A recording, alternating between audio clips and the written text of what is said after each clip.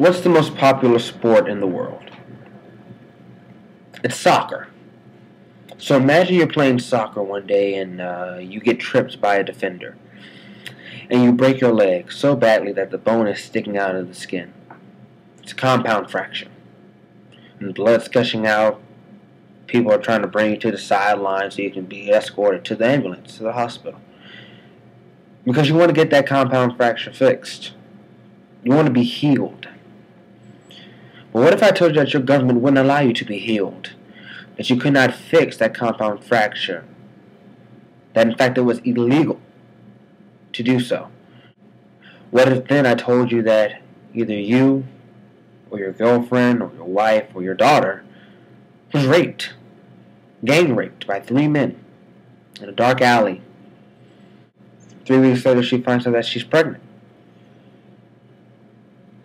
And she wants to get an abortion. But her country won't let her. It is illegal for her to get an abortion. This is a crisis that is going on in this country. We need to stop it. There are too many political pundits out there who are trying to set this nation's society back 30, 40, 50 years with the policies that they are enacting, signing into law, or proposing. And this comes from local, state, and national figures. This comes from figures who are in office now, who are in the entertainment business. It comes from governors, congressmen, senators, radio talk show hosts, all attacking women, all pledging a war against women. Let us not go back 30, 40, 50 years.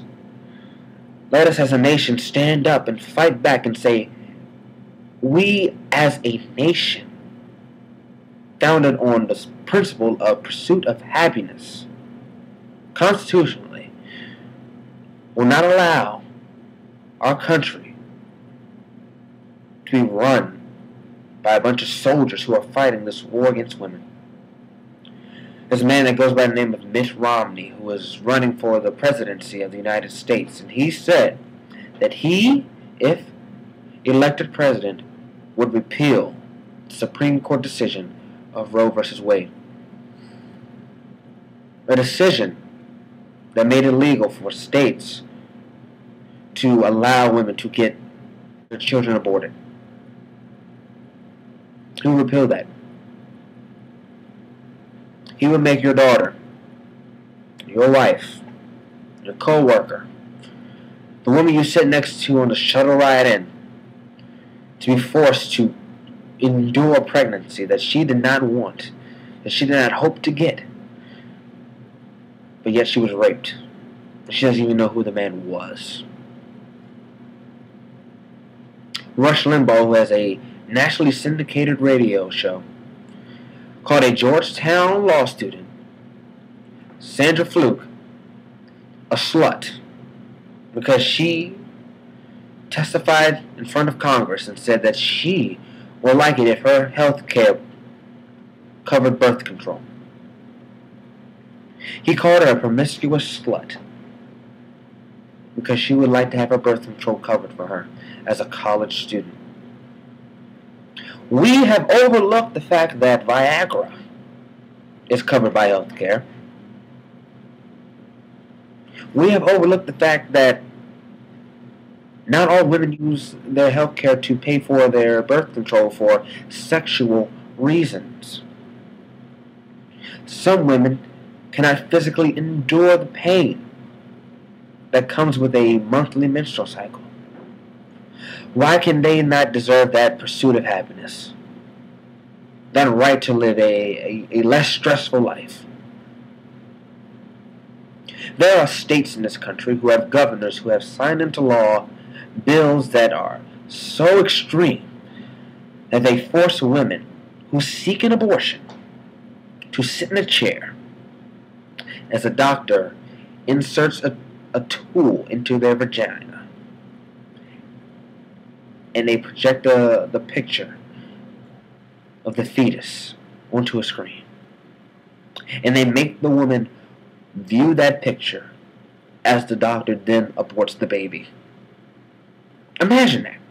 Imagine if your daughter was raped and wanted an abortion, and the only way she can get it is if she had to be forced by her government to watch that fetus be scrambled up. As if being raped wasn't hard on her enough.